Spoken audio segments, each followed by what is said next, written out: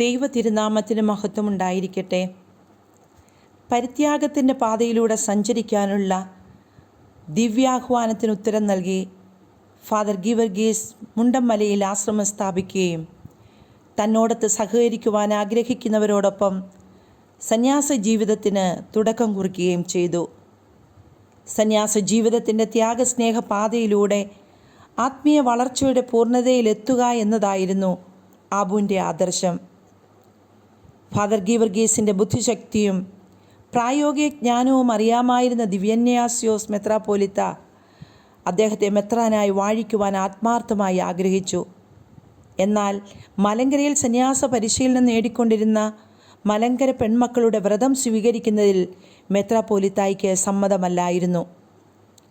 ഇതിലൽപ്പം മനംനൊന്ത ആബൂൻ തന്നെ മെത്രാനായി കാണുവാൻ ആഗ്രഹിക്കുന്ന തൻ്റെ അധികാരിയുടെ ആഗ്രഹത്തോട് ചേർന്ന് ചിന്തിക്കുവാൻ തുടങ്ങി.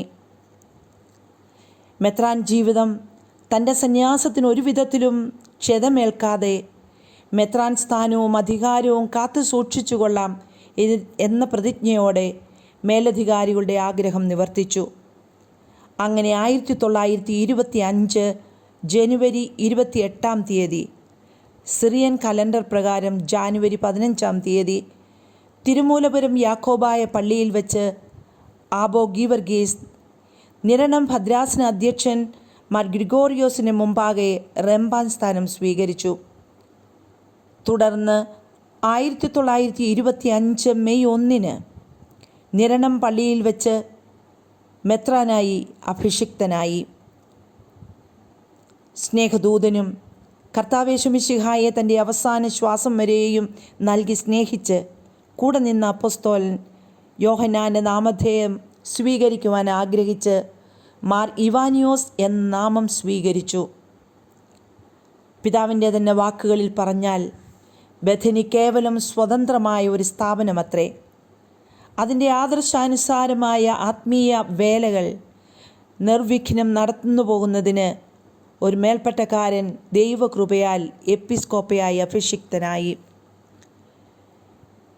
മെത്രാഭിഷേകാനന്തരം നടത്തിയ മറുപടി പ്രസംഗത്തിൽ ഇപ്രകാരം പറയുന്നു: ബഥനിയുടെ എപ്പിസ്കോപ്പയായിട്ടാണ് താൻ വാഴിക്കപ്പെടുന്നത്. പൗരസ്ത്യ സഭകളിൽ ആശ്രമാധിപന്മാരെ മെത്രാന്മാരായി വാഴിക്കുക പതിവുണ്ടെങ്കിലും ഭാരതത്തിൽ ആദ്യമായിട്ടാണ് ഒരു സന്യാസാശ്രമത്തിൻ്റെ അധിപനെ അതേ സന്യാസ പ്രസ്ഥാനത്തിൻ്റെ എപ്പിസ്കോപ്പയായി വാഴിക്കുന്നത്. ഒരു ഭദ്രാസനത്തിൻ്റെ അധിപനാകാനുള്ള ക്ഷണവും നിർബന്ധവും അതിജീവിച്ചാണ് മാർ ഇവാനിയോസ് ബഥനിയുടെ മെത്രാനാകുന്നത്. ബഥനിയുടെ മെത്രാൻ രൂപതാധികാരിയായ മെത്രാനിൽ നിന്ന് വ്യത്യസ്തനാണ്.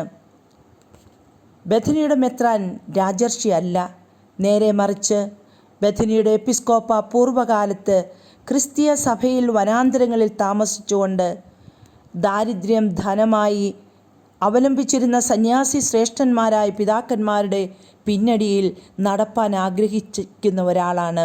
ബഥനി ആശ്രമത്തിലെ കുടിലാണ് ബഥനി മെത്രാന് സമുചിതമായ വാസസ്ഥലം. ബഥനി മെത്രാന് മരം കൊണ്ടുള്ള അംശവടിയും മരക്കുരിശും സ്ലീബായും അനുയോജ്യമാണ്. ബഥനി ആശ്രമത്തിൽ ഭക്ഷണം കഴിക്കുന്നതിന് തങ്ങൾ ഉപയോഗിക്കുന്ന മൺചട്ടി മാറ്റേണ്ട ആവശ്യം ബഥനി മെത്രാനില്ല.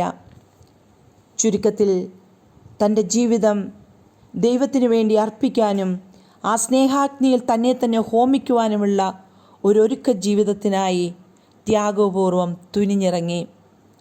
തന്നിലൂടെയുള്ള ദൈവിക പദ്ധതി പൂർത്തീകരിക്കുവാൻ ഒരു സാധാരണ വൈദികനായി സന്യാസിയായി കഴിഞ്ഞാൽ പോരാ എന്ന ചിന്ത ഉണർത്തുന്ന സാഹചര്യങ്ങൾ മെത്രാൻ പദവിയിലേക്കുള്ള തൻ്റെ വിളിയെ ഉറപ്പിക്കുവാൻ ധന്യന്മാർ ഇവാനിയോസ് പിതാവ് തയ്യാറായി.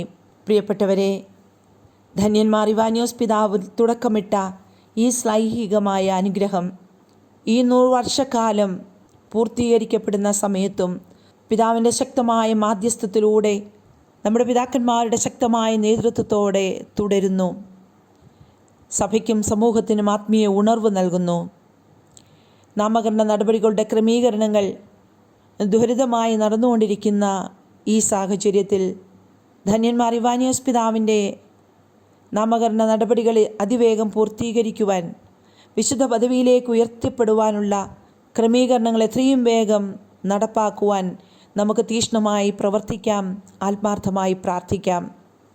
അതിവേഗം ഒരത്ഭുതം നമ്മുടെ കണ്ണുകൾക്ക് കാണുവാൻ തക്കതുപോലെ നമ്മുടെ പ്രവർത്തനങ്ങളെ ശക്തിപ്പെടുത്താം. കൂടുതൽ ആഴമായി, ശക്തമായി, ത്യാഗപൂർവ്വം നമുക്ക് പ്രാർത്ഥിക്കാം. ദൈവം നമ്മെ ധാരാളമായി അനുഗ്രഹിക്കട്ടെ.